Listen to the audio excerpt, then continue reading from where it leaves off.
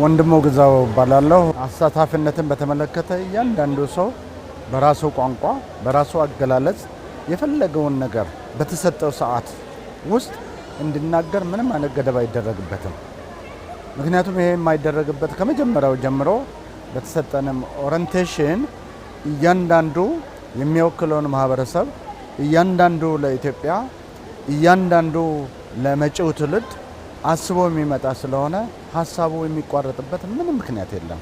ስለዚህ ከዚህ አኳያ የተለያየ ተቋማትን ወክለው የመጡ አሉ፣ የተለያየ ብሔር ብሔረሰብን ወክለው የመጡ አሉ፣ አካል ጉዳተኞች አሉ፣ በተለያየ ፕሮፌሽናል ተወክለው የመጡ አሉና ከዚህ አኳያ አሳታፊነቱ እጅግ በጣም ዲሞክራሲያዊ ነው። ሳሮን አመኑ እባላለሁ። ያለው ሀገራዊ ምክክር በጣም ደስ የሚልና ለቀጣይ ደግሞ አገሪቷ አንድ ሆና የምታልፍበት ለመጪው ትውልድ የተሻለችን ሀገር ለመገንባት የሚያስኬድ የኔነት ሳይሆን የኛነት የሚል ሀሳብን ያዘነበ ሆኖ አግኝቼዋለሁ። የተለያየ ሀሳቦች የተለያየ የራሳቸውን ይዘው የመጡትን ማንነት ነው የሚንጸባረቀው። ግን ምንድነው የተለያየ ሁሉም ሰው በነፃነት የራሱን ይገልጻል። ሀሳቡን ሲገልጽ ግን ቀጣይ ደግሞ ምን እያደረገ ነው? ወደ አንድነት ወደ መግባባት ልዩነቱ እንዳለ ሆኖ ልዩነቱን እያጠበበ ወደ አንድነት የመምጣት ሀሳብ ላይ ነው እንግዲህ ያለነው። እስካሁን ድረስ በመግባባት እየተወያየን እየተመካከርን ያለ ነው። መጋቢ ስርዓት ድንግሬት ይባላለሁ። በኔ እይታ ቆንጆ መደረግ ነው የነበረው። ኢትዮጵያ የሚያሻገር ሰላም ይህ በጣም ቆንጆ ውይይት ነው የነበረው። የኔ ስም ላጫ ጋሩማ እባላለሁ። ሀገራዊ ምክክሩ በጣም አገራችን ካሳለፈቻቸው ታሪኮች አንደኛ ዋነኛው ነው። አጀንዳው ውይይት ነው፣ ምክክር ነው። ስለዚህ ኢትዮጵያውያን በሙሉ በሀገራቸው ጉዳይ ላይ የጸናች ኢትዮጵያ፣ የጠነከረች ኢትዮጵያ፣ በዓለም ደረጃ ታዋቂ የሆነች አገር እንድትሆንና ብልጽግና በሀገራችን እንዲረጋገጥ የህዝቦች ምክክር ውይይት ደግሞ በጣም አስፈላጊ ነው።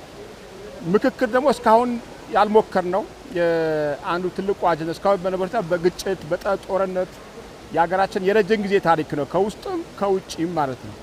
ስለዚህ ከዚህ ውጪ እስቲ አሁን ደግሞ ቁጭ ብሎ መመካከርን ምን ይመስላል የሚለው ጉዳይ ላይ ለመናገር ለባለፉት 4 ዓመታት ሰፊ ዝግጅት ሲደረግ ቆይቶ አሁን ደግሞ የአጠቃላይ የሀገራችን ከ130 ሚሊዮን በላይ የሆኑ ኢትዮጵያውያንን የወከሉ ከ4000 በላይ ኢትዮጵያውያን ቁጭ ብለው በአንድ አዳራሽ ውስጥ እየመከሩ ነው የሚገኙት።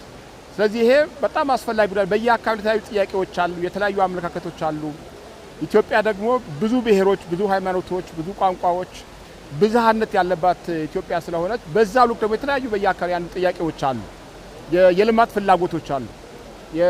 በሀገራችን ጉዳይ ላይ እንዴት እናጠናከር የሚተለያዩ አጀንዳዎች ስላሉ ይሄን ደግሞ ቁጭ ብለን በጠረጴዛ ዙሪያ ላይ እያንዳንዱ ደግሞ በነጻነት ሀሳቡን እንዲገልጽ የወደፊት ኢትዮጵያ ምን መምሰል አለባት፣ ለልጆቻችን ምን አይነት ኢትዮጵያ ነው ማስረከብ ያለብን የሚለው ጉዳይ ላይ የሚመክሩበት ስለሆነ በጣም ወሳኝ አዳንጀረ በቀጣይነትም ኢትዮጵያ በጣም ጠንካራ ሆና እንድትወጣ በጣም ወሳኝ ጉዳይ እንደሆነ ይታወቃልና በዚህ ደግሞ ይሄን እድል ያገኘን 4000 ሰዎች ታሪካዊ አጋጣሚ ትልቅ እድልም ነው በኢትዮጵያ ጉዳይ ላይ ለመወሰን ማለት ነው፣ ለመመካከር ማለት ነው። ስለዚህ በዚህ ግረ መንገዳችን ብዙ ባህሎች፣ ቋንቋዎች አሉ፣ እንዋሃደን እንተዋወቃለን።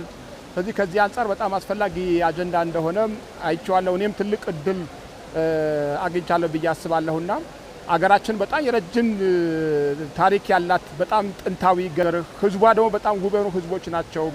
ረጅም ታሪክ ጥንታዊ ታሪክ ያለን ህዝቦች ሆነ ስናበቃ ግን በዚህ ልክ ብልጽግናችን አልተረጋገጠም። በዚህ ልክ ደግሞ የተረጋጋችና የጸናች አገር አልመሰረትም እስካሁን ባለው ሁኔታ ውስጥ። ስለዚህ ለዚህ ደግሞ ወሳኙ ጉዳይ ላይ የኛ አንድነት ነው፣ የኛ መመካከር ነው። በችግሮቻችን ላይ ቁጭ በመመካከር ጉዳይ ላይ በጣም አስፈላጊ ስለሆነ ስለዚህ ይሄ ባህላችንም ከመሆኑ ጋር ተያይዞ በዚህ ጉዳይ ላይ በኢትዮጵያ ወደፊት ምን መምሰል አለባት በሚለው ጉዳይ ላይ ቁጭ ብለን መነጋገር በጣም ወሳኝ አጀንዳ ስለሆነ በዚህ ጉዳይ ላይ እኔም እንደ አንድ ኢትዮጵያዊ እና ደግሞ የ130 ሚሊዮን ኢትዮጵያውያን አደራ እንደተቀበለ ሰው በከፍተኛ በኃላፊነት መንፈስ በተለዩ በ7-8 አጀንዳዎች ላይ በጣም ነፃ በሆነ ሁኔታ ውስጥ ኃላፊነት በተወሰነ ሁኔታ ውስጥ በግልጽነት ስንዋይ ነበርና አሁን ወደ መቋጫም እየደረሰ ስለሆነ ትልቅ እድል ነው። ይሄ ባሰብነው ልኩ በውጤት ከተቋጨ ለሀገራችን ትልቅ ታሪክ ነው የሚል እምነት አለ። ዶክተር አስቻለው አደራ እባላለሁ። በጣም ደስ የሚያሰኝ ነገር ነው። በመጀመሪያ ነው የማየው ከተለያየ ኮርነር ከሀገሪቷ ከተለያየ የህብረተሰብ ክፍል ከድር ከቆብ ከተለያየ ብሔር ተወክሎ የመጣ ሰው በአንድ ላይ ተሰብስቦ መወያየት መጀመሩ በራሱ ደስ የሚያሰኝ ነገር ነው። ከዚህ በፊት ያልተለመደ አዲስ ጅማሮ ይመስለኛል ካልተሳሳት። በዚህ ደረጃ ውይይት ተደርጎ አይታወቅም። ስለዚህ ካጀማመሩ ከአንድ ላይ ከመሰባሰብ ጀምሮ ያለው ነገር በጣም ቆንጆ ነው። በተጨማሪ ግን ውስጥ ደግሞ ገባ ብለን ስናየው እኔም እየተሳተፍኩ ስላለው ሰው በነፃነት ሀሳብ የትኛውንም ሀሳብ ምንም የሚቀር የሚባል ነገር ሀሳብ የለም። የተሰማውን እየተናገረ በመመካከር በመከራከር ሳይሆን በመመካከር የትኛው ሀሳብ ይሻላል ትልቁን ሀገራዊ ማዕቀፍ በማሰብ አንዳንዴ የያዘውን ሀሳብ የሚጥልበት አለ። በራሱ መንገድ የተሻለ ነገር ሲያገኝ የተሻለ ወንድም ያነሰው ይሻላል በሚል በዛ መንገድ እየተወያየን ያለ ነው። አይ ቲንክ የተሰጠውም ጊዜ እስካሁንም እንግዲህ ከታች ከ10 በ10 ቡድን እንደገና ደግሞ በ50 በ250 በጥሩ ሂደት እንዳለ ነው የሚሰማኝ።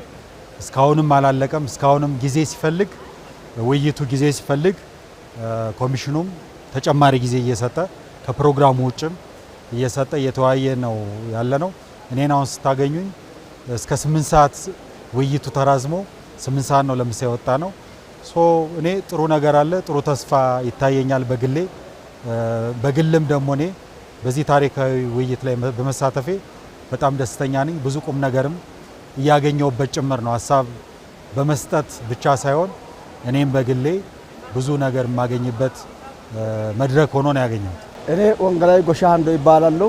የኮሚሽን የአገራዊ ምክክር በጣም ጥሩ ወደፊትም እንኳን አገራችን አንድ የሚያደርገው ነገር እንደሆነው ተገንዝቤያለሁ። ዋና ምንድን ነው እንግዲህ እንዲህ አይነት አንድ ሆነን ከተለያየበት አገር ሲመጡበት ጊዜ በጣም እንዲሁ እንኳን ወደፊት አንድ ያደርጋል ብዬ አስባለሁ። አንድ ያደርጋሉ።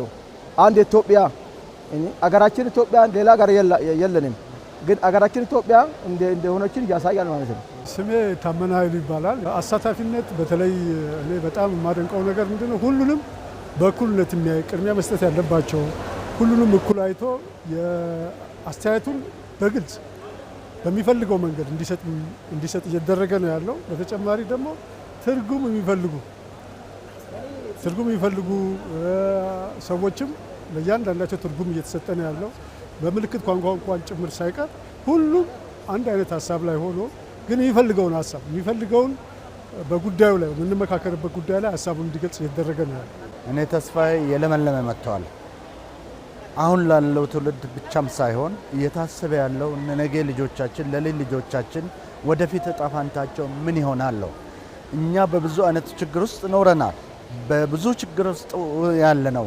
ልጆቻችን ይህንን መቀበል አለባቸው ነው አንዱ ጥያቄ እሱ ነው።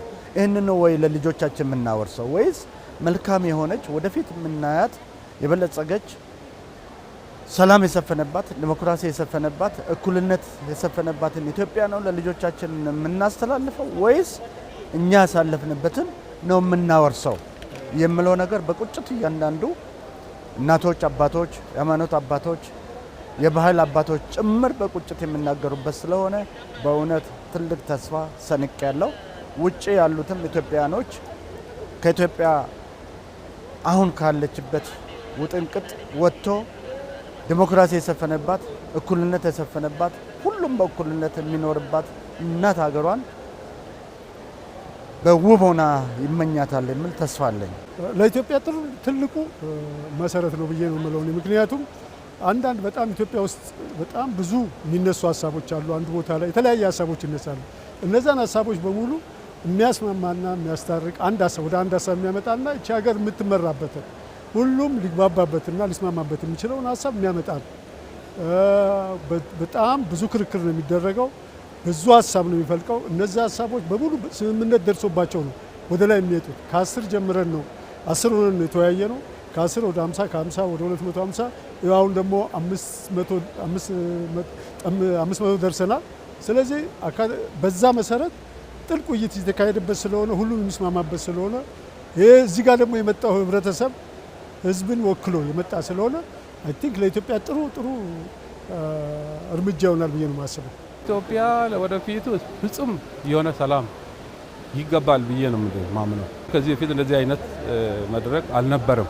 የኔነት ሳይቀርቶ የኛነት ሁሉም ኢትዮጵያዊ የፈለገበት ቦታ ሄዶ ተንቀሳቅሶ ከአንዱ ክልል ወደ አንዱ ክልል በነጻነት ተጓጉዞ ሰላም የሰፈነባት ሀገር እንድትሆን ተስፋ አደርጋለሁ። አንድ የሚያደርግና አንድ ዓላማ የሚያደርግ ናቸው እና ሃይማኖት ቢሆንም እኩልነት እንድንኖር አገራዊ ከሆነ ደግሞ አንድ አገር እንደሆነችና ኢትዮጵያ አንድ እንደሆነችው ነው እኔ መሰረዳው። ወደፊት ተስፋ የሚያደርገው ምንድን ነው? እንዲሁም እንኳን ከእንግዲህ በኋላ ኢትዮጵያ አንድ እንደሆነችን ተስፋ የሚያደርገው የተመካከረች ኢትዮጵያ፣ በጣም የተዋወቀች ኢትዮጵያ፣ በደንብ ተደማምጣ ተመካክራ ሚሻላትን ያበጀች ኢትዮጵያ እንደምትሆን ተስፋ አረጋለሁ። እንደዛ ይሰማኛል።